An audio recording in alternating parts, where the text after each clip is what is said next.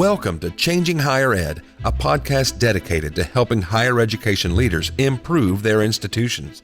With your host, Dr. Drumm McNaughton, CEO of The Change Leader, a consultancy that helps higher ed leaders holistically transform their institutions. Learn more at changinghighered.com. And now, here's your host, Drumm McNaughton. Thank you, David. Our guest today is Dr. Andrew Koricich, Executive Director of the Alliance for Research on Regional Colleges and an Associate Professor of Higher Education at Appalachian State University. Andrew's focus is rural serving institutions, RSIs, which was influenced by his experience growing up in rural Pennsylvania. Most universities have a growth mentality necessitated by survival. Unfortunately, this mentality extends into the legislature and funding sources, and frequently results in cuts to RSIs that hurt both the institution and its surrounding communities. RSIs are different. They frequently are part of the critical infrastructure in rural America and need to be thought of in terms of the impact they have on their region, both economically and culturally. Andrew joins us today to discuss RSIs, the important part they play in rural America's economy and culture, and the lessons that they have for higher education institutions about the impact and greater good of the college. Andrew, welcome to the program. Thanks, Drumm. Good to be here.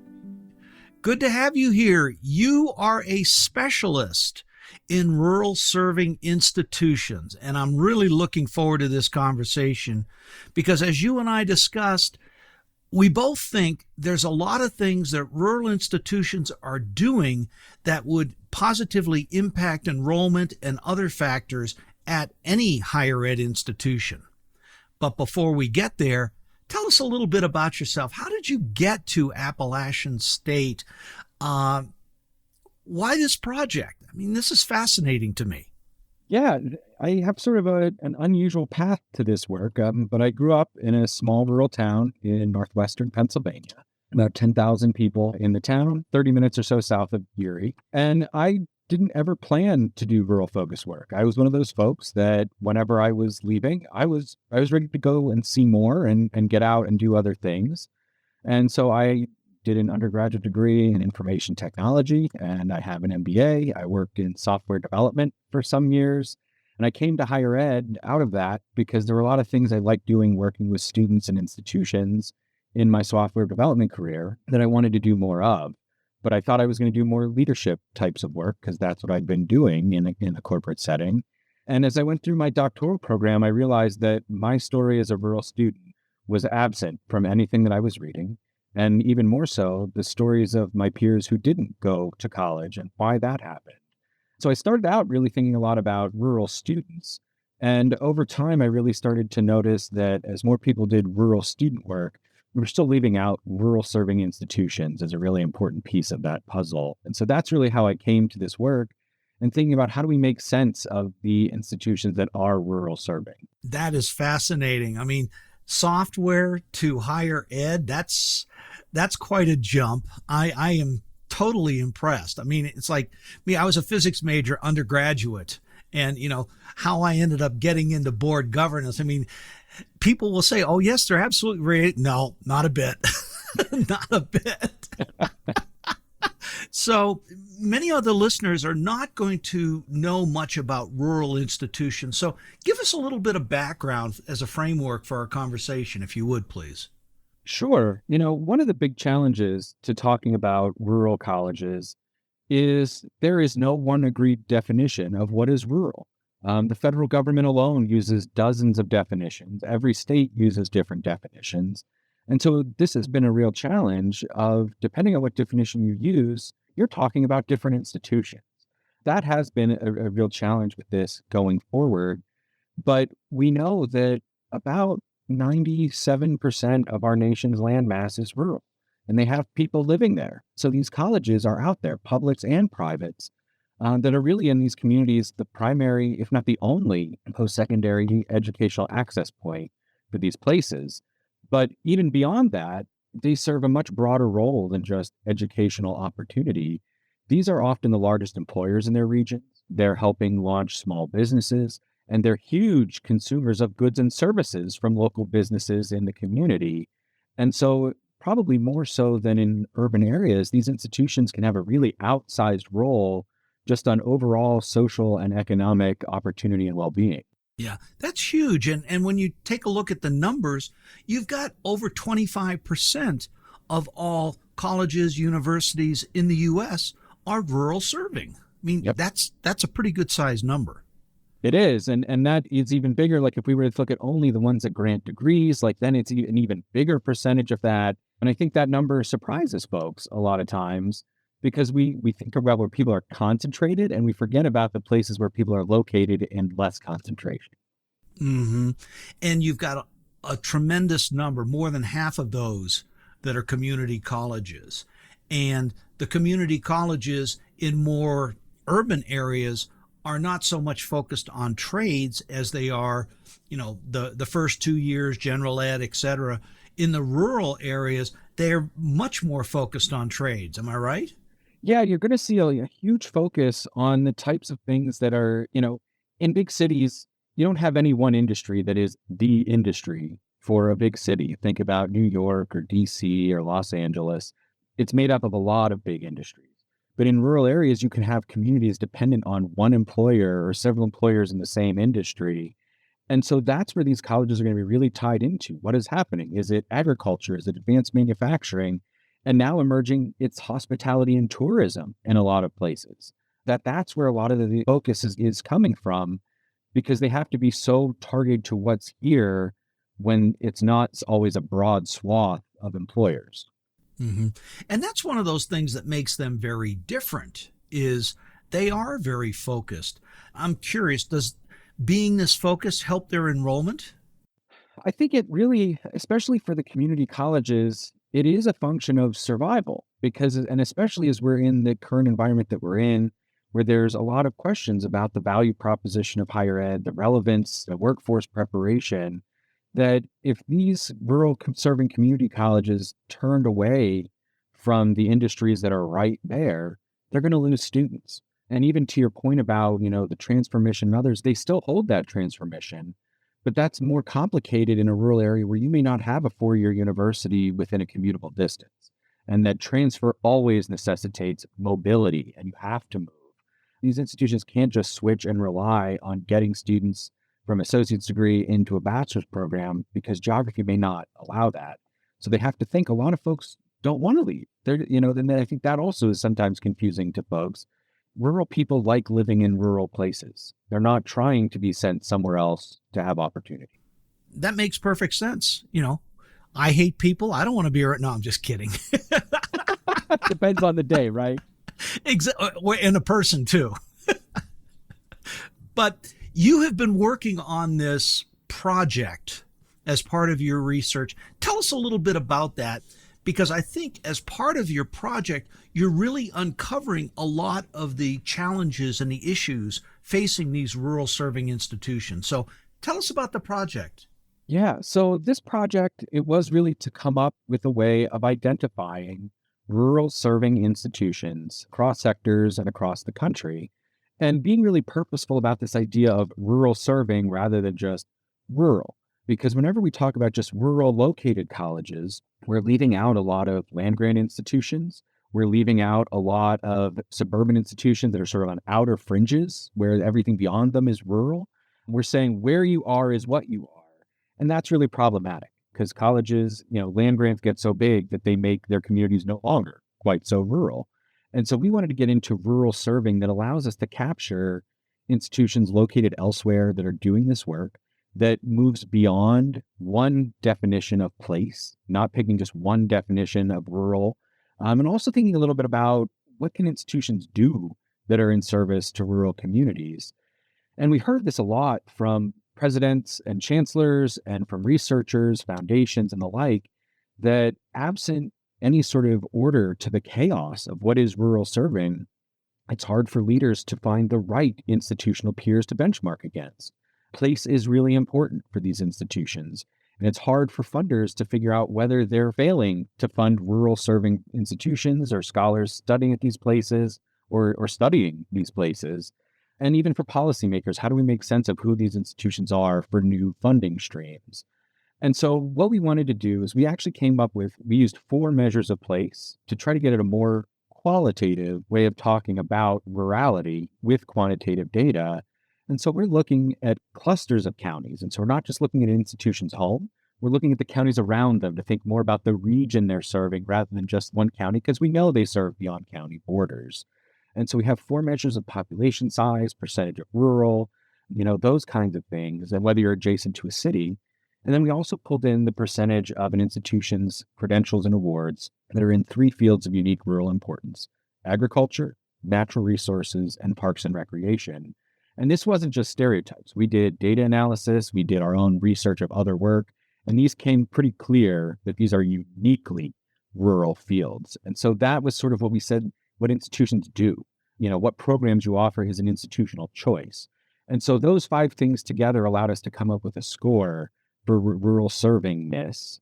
We sort of said anything above the average, we're calling rural serving. It runs from 0 to 4.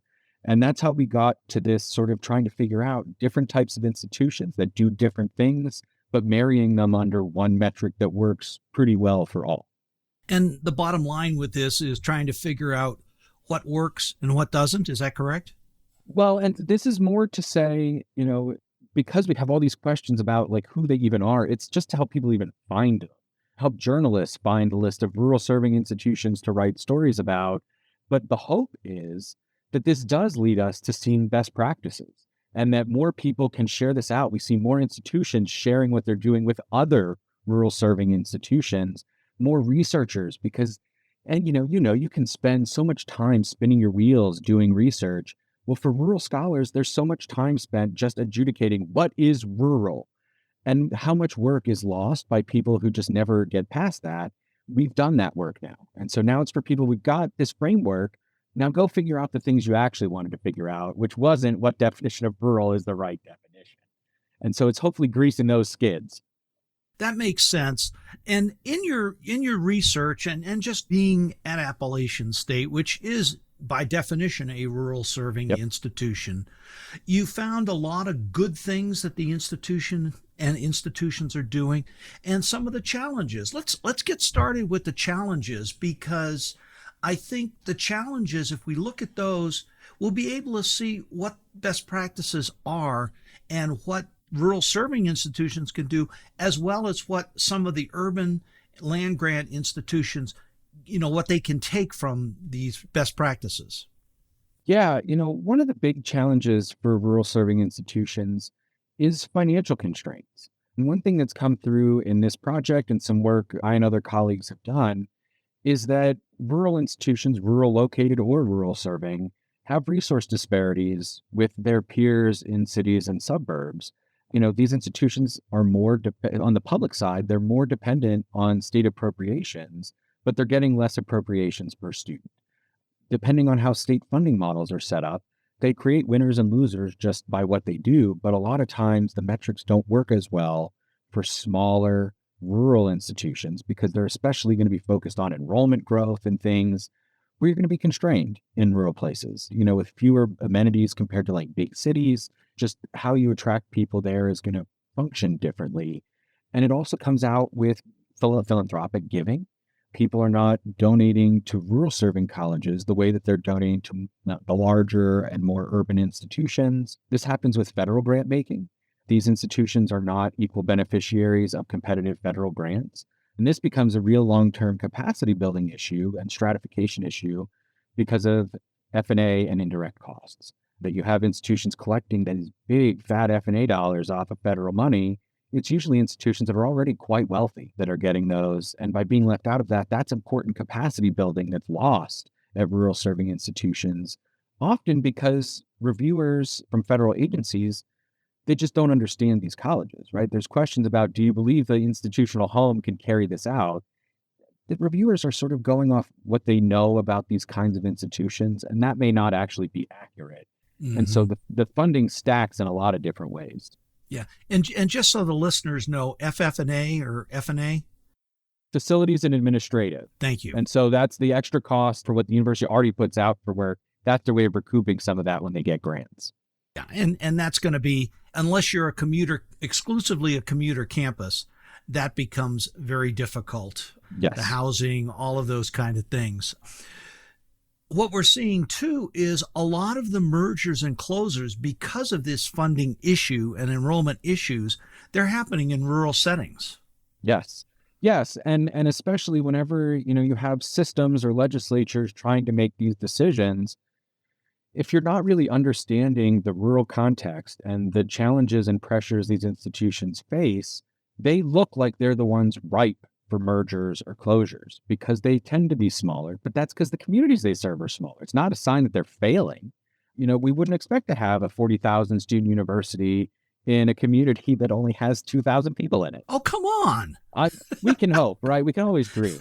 But the rural folks don't want that many people, I'm right. sure. And then that fundamentally changes the community. And so, whenever we see these things that, system leaders are looking at, where is the source of the problem? It's kind of easy to lump it on some of these smaller institutions. But whenever you look at a whole system, there's no way that it's just the rural serving institutions that are causing structural financial problems within systems.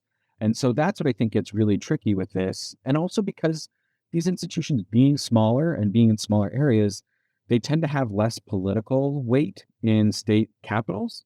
So, you go even here in North Carolina, right? How many people do you think are from Western Carolina University in Raleigh? Probably not very many compared to Duke, NC State, and Chapel Hill. This happens in Texas, right? UT Austin and A&M, that is the Texas legislature in a lot of ways. And so it's people who understand the institutions they went to, but we don't have enough representation from rural serving colleges to have enough people in legislatures and systems that understand the uniqueness of that mission. Mm-hmm.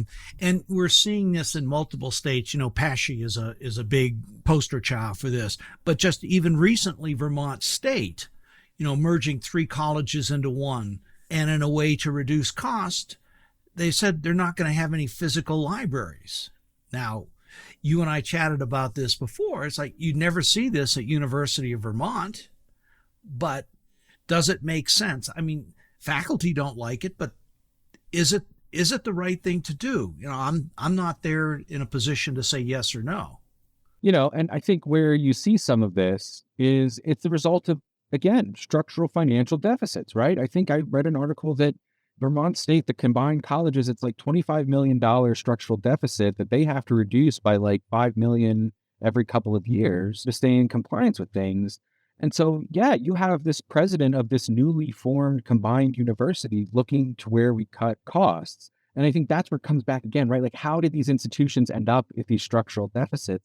Some of it is state funding. The degree to which the states are or are not keeping up with their part of the compact for these institutions, and also having the right oversight. How does this structural deficit develop over such a long period without the state legislature coming in to say that this problem's been here and it's only going to get worse, let's do something now? Because there is something about what is a university without a library? It's such a fundamental shift. And it's true, like, what we're saying is University of Vermont and, a lot of urban universities, those students, they would not tolerate going to a college that doesn't have a physical library for them to access certain collections. It's sometimes it just feels like these institutions or these communities and students are saying, here's what we can afford to give you and be glad we can afford to give you anything. Yeah. I'm going to push back a little bit on that one. I don't think that that's probably what it is.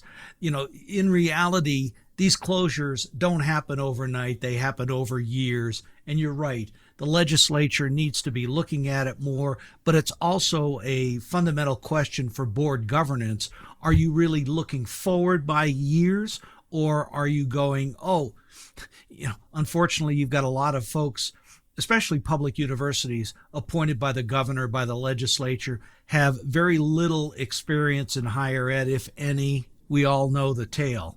But the board, the administration, and even the legislature have to be looking forward and going, okay, in 3 years, it looks like because of the demographic cliff, we are going to be having enrollment issues.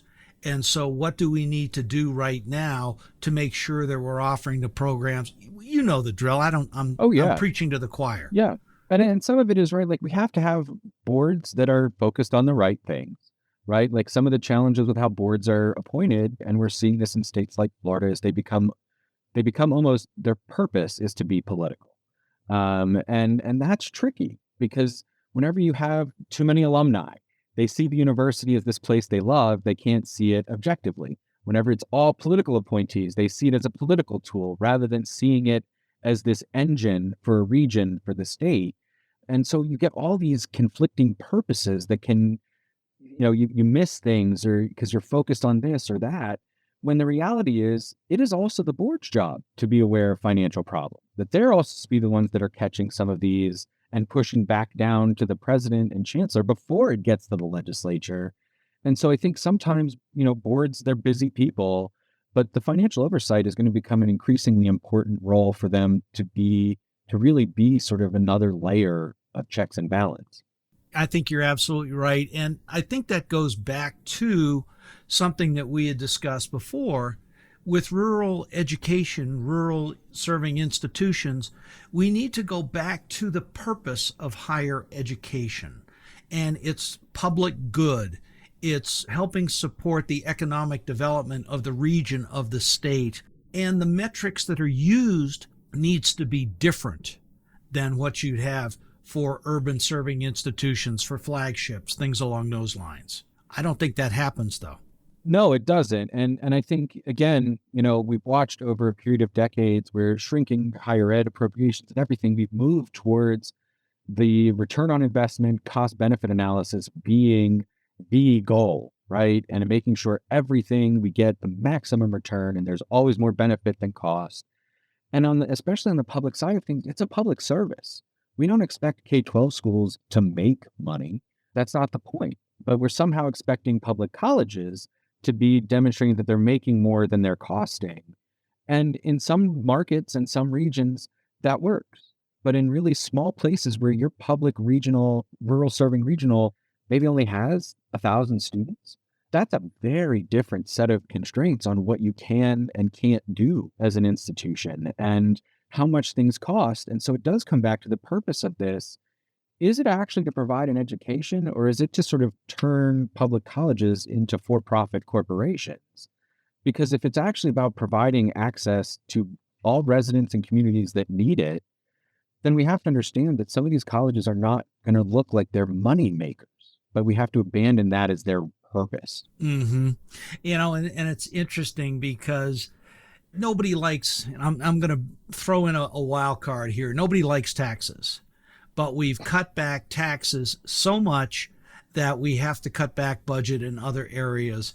And education is just one of those things that, we'll cut back.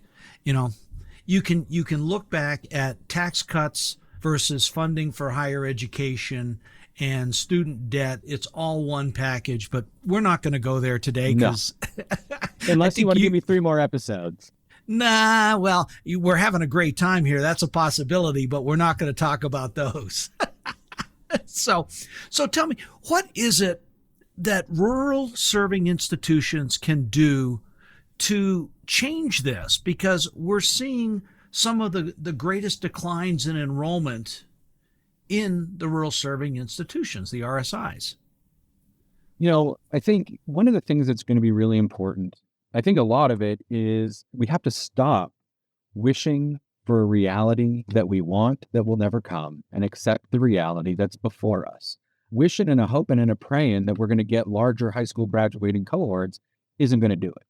The reality is we have to think differently about who our students are going to be going forward and who are the students that need to be served that can help us fill seats. And especially for a lot of these, they're community colleges, regional publics, broad access in their mission. It is to serve the underserved. And so I think some of this is looking at adult students, whether that's adult students who never started post-secondary, who started and stopped out, who are 2 courses shy of a degree. Like finding those students, those are going to be the ones we need, because there is not a state in this country that has 100% of people who need a post-secondary credential holding one, which means there are students out there for us to serve. They're just harder to get in the door. But this is also true for underrepresented minorities. As we start to look at racial shifts, colleges can't afford, in some places, to ignore, Latine populations and the like, because they're growing. But these are also populations that they'll remember if you treated them poorly. We see this with minorities, with banks and other things that did all kinds of nefarious things over the years, and there's a distrust. Institutions can't be fostering distrust among adult learners and among, racial minorities and others. They have to be building a bigger tent if they want to survive in the future. Everyone has to be welcome. Yeah, we're running out of enrolling the easiest students. Yep. And it's only going to get worse with I like the enrollment cliff, but, folks are calling it the demographic cliff at this point. With only 40% of all people enroll in college, so there's a lot more there. But the support you've got to put in place for first-generation students, for other students who have not had any kind of college experience vicariously through their parents or otherwise are different, which obviously adds more costs. Right. And then it snowballs, right? Like if you don't do those things, those students drop out, they underperform, whatever, that's hitting you on performance funding metrics. And so, Exactly. it really is this one, like if you're going to serve these students, you have to do it well. Otherwise, these institutions are going to be penalized for even trying. Mm-hmm. And institutions, we talked also about a growth mindset. Tell us a little more about that. Yeah, there was a piece in the Chronicle later last year. It was an opinion piece. It was called The Cult of Growth. And it really talked about problems of institutional leaders, system leaders, legislators thinking about growth for the sake of growth, that growth is the goal of things rather than seeing growth as an offshoot of doing well. I think what's really challenging is there is nothing to say bigger is better in higher ed. There's nothing to say that a 50,000 student university delivers a qualitatively better education than a 5,000 student university. They're just different. But we always sort of want to get to better economies of scale and more students in classrooms and, lower cost to educate the student, per student by packing, fewer sections and whatever. But the problem is, whenever you do this, especially for rural serving institutions, they may be located in regions that will never see population growth ever again. And as really place-based institutions, their enrollment fortunes rise and fall with the population of the regions they serve. And so if we're saying you must grow for us to see you're doing well, and you're in a region that's just losing population, the institution is going to be penalized for something that is completely out of their control. And instead, we have to think about what is the right size to be sustainable. Maybe for some, it's bigger. Maybe for some, it is bigger. Bigger can sometimes be better. But for some, it's about saying we have to be smaller than we've been. We're never going to be able to sustain operations the way we have, but we also can't let it languish until it becomes an emergency, that we're closing colleges, merging colleges, slashing 36 programs at a time. It's smart shrinking. How do we do it purposefully and thoughtfully over time rather than the sky is falling and it has to be drastic? It takes a holistic perspective. I mean, Yes. If you can look at it from a system perspective, what does this college university need here? What does this one need here? What are the primary employment job areas, et cetera, et cetera? It's got to be smart growth. But growth for growth's sake doesn't make sense. I mean, we continue to read about universities, and I mean, I know one university which will remain nameless in Texas, who was bragging, we had over 10,000 applications for 1,500 freshman seats. That's really great for them, but there's also a lot of folks there who are going to get disappointed. I think the thing, though, is what is the right number of students for your institution? We're seeing far more institutions who are saying, this is our enrollment. This is what's optimum for us. I know of I know multiple universities. They admitted so many freshmen class that they have to go out and contract with local hotels for dorms, or they kick all the upperclassmen out. Folks can't afford it because the housing is very expensive in these college towns. And then what happens, right? These are small communities. This is happening even here in Boone around Appalachian State, that we've had a lot of growth. And, there's a lot of things that are good that have come along with that. But it's put a lot of housing tensions in place where the state is not authorizing money for raises for state system employees. But all around us here, it's getting expensive, especially after the pandemic, because we have a national park, the Blue Ridge Parkway, 15 minutes away. It's the farthest south you can go skiing on the East Coast, and it's cooler and less humid than the low country. And so everybody's like scrambling to get here while the university is growing and trying to hire people. And so we have employees who can't afford to live here. They live 30, 40, 2 hours away sometimes, and they have to do a mix of remote. That's a problem. So in a way to keep costs down, I would guess that systems should be trying to force collaboration between institutions, and having rural serving institutions maybe the only one within 200 miles. So the online experience doing hybrid, to me, seems like a real good solution. Yeah, and I think the real important piece about thinking about online and hybrid education as part of this solution is that it's part of the solution and it's not a silver bullet. Not everybody learns well online. Not everybody is quite as comfortable with the technology, or some people need sort of the in-person sort of interaction. But I think institutions have to think purposely about what is the right mix here, because there is still a need in a lot of ways for physical campuses for things. But as you're thinking about what are the right programs to offer and, who your market of students are for your programs, some of them may not make sense as an in-person residential program. I mean, if you're thinking about things like web development and things, there's a huge growth potential for that. And they don't have to actually be here for all of it. And you could figure out the right mix. But it really is, I think, as you said, it is thinking holistically about what's actually happening. And it's, some programs are no longer viable. Some programs would be viable if we just invested in them because we know they have growth potential. But at a certain point, we have to have those tough conversations if there's just not, a vault of money for us to tap into. To invest in one, we may have to divest from another. But it's about being proactive and being transparent with folks as that's happening. And this is something boards and administrations need to examine. What programs are performing? Which ones are not?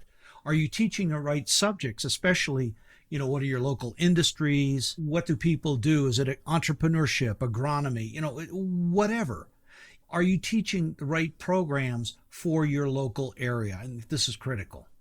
Yes. And I think, the one thing that I would just caution with some of it too is as we think about the liberal arts and humanities, sometimes, they're sort of easy punching bags. We say, oh, well, people always say like underwater basket weaving, even though, that's a fun little fake punching bag. But, whenever you see things like in languages and everything getting cut, we also have to remember that while liberal arts isn't a professional preparation program, there are a lot of skills that you learn through a liberal arts education that can actually make you even more adaptable than somebody like me who has learned software development. Let's just say IT crashed. I'm trained to do primarily one thing, whereas folks in liberal arts are trained to think differently about a lot of things, learn different subjects. And so I think as long as we remember that liberal arts is also part of what communities need, even if for no other reason that it is enriching. Even if it's not about workforce development, it's enriching for a community. It brings cultural programming. It's good for people to have a well-rounded education.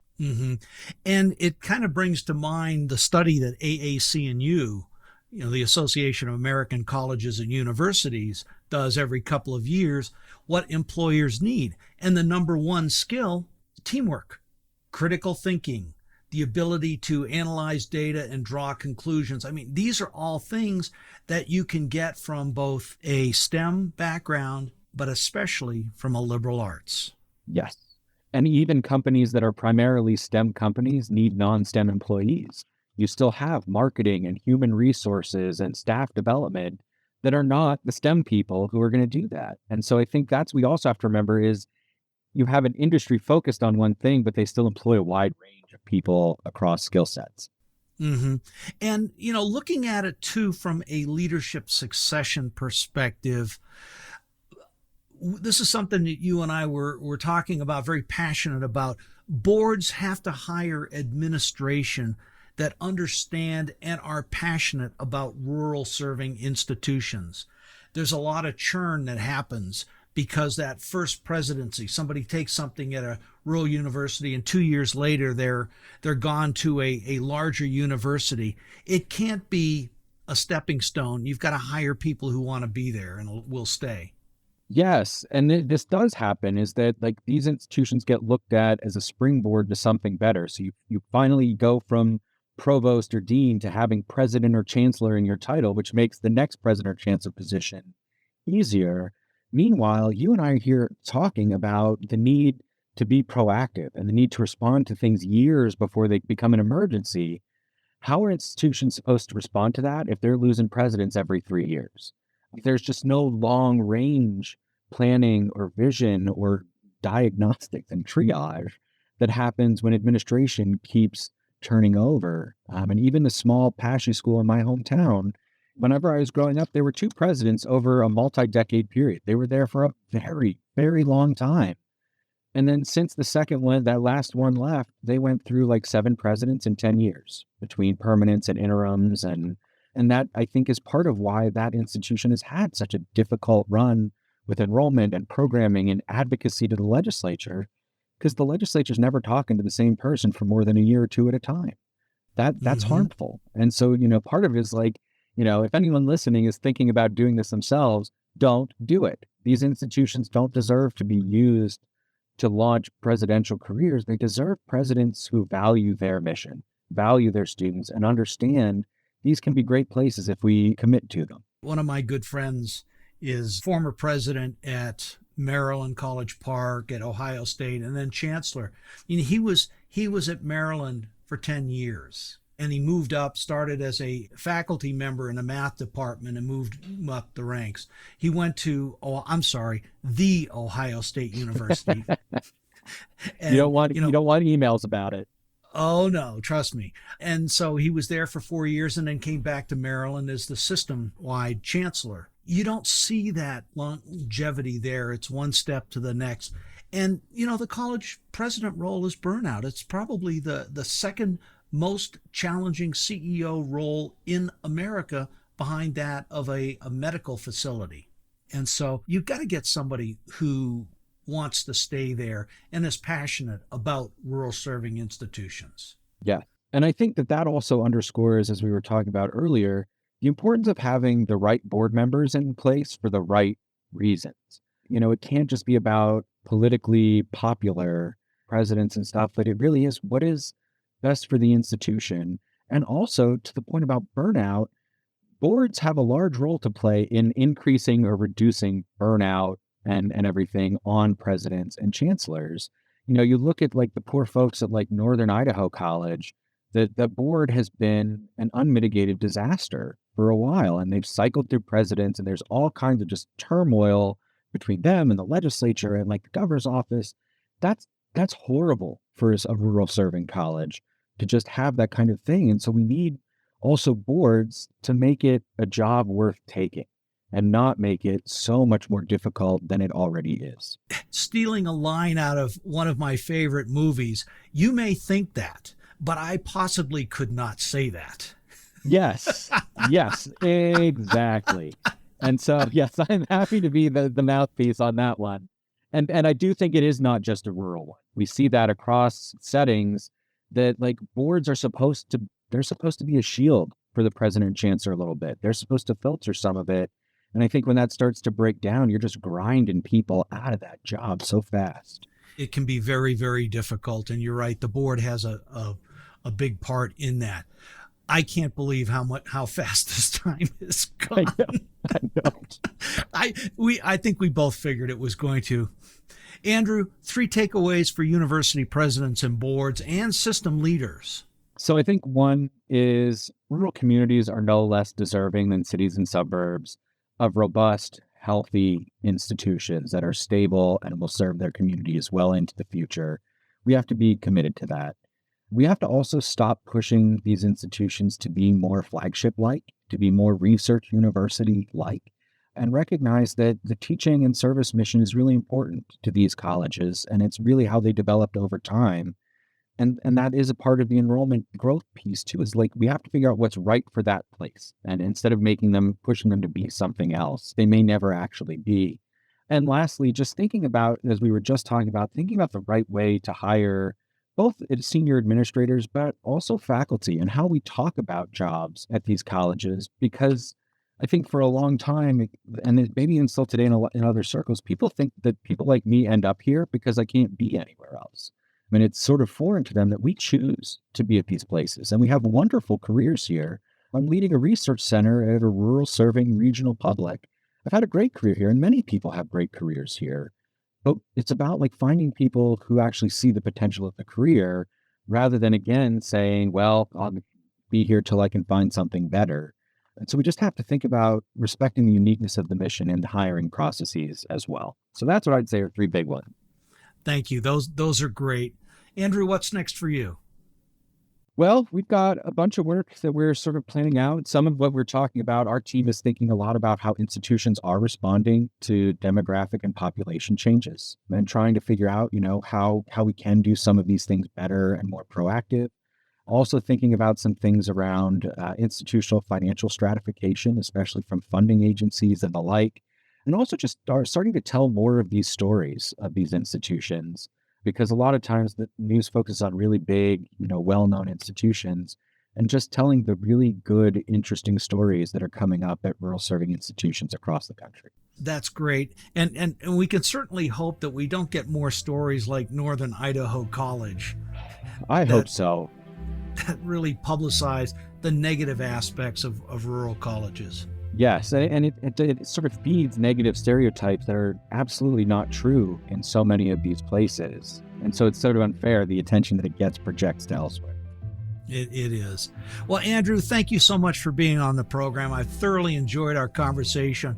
I look forward to the next time we get a chance to talk. Thank you so much, Drumm. I really appreciated it. Take care. Thanks for listening today, and a special thank you to our guest, Dr. Andrew Koricich, Executive Director of the Alliance for Research on Regional Colleges, and for his sharing his knowledge on RSIs and the lessons he's learned that can apply to all higher ed institutions. Our next guest is Elliot Felix, CEO of Bright Spot Strategy. Andrew and his team have had a major impact on institutions' enrollment and retention by improving the student experience. Andrew will join us to talk about how higher ed institutions can improve their enrollment, retention, and graduation rates by redesigning the student experience for today's student. Changing Higher Ed is a production of The Change Leader, a consultancy committed to transforming higher ed institutions. Find more information about this topic along with show notes on this episode at changinghighered.com. If you've enjoyed this podcast, please subscribe to the show, and we would also value your honest rating and review. Email any questions, comments, or recommendations for topics or guests to podcast@changinghighered.com. Changing Higher Ed is produced and hosted by Dr. Drumm McNaughton, post-production by David L. White.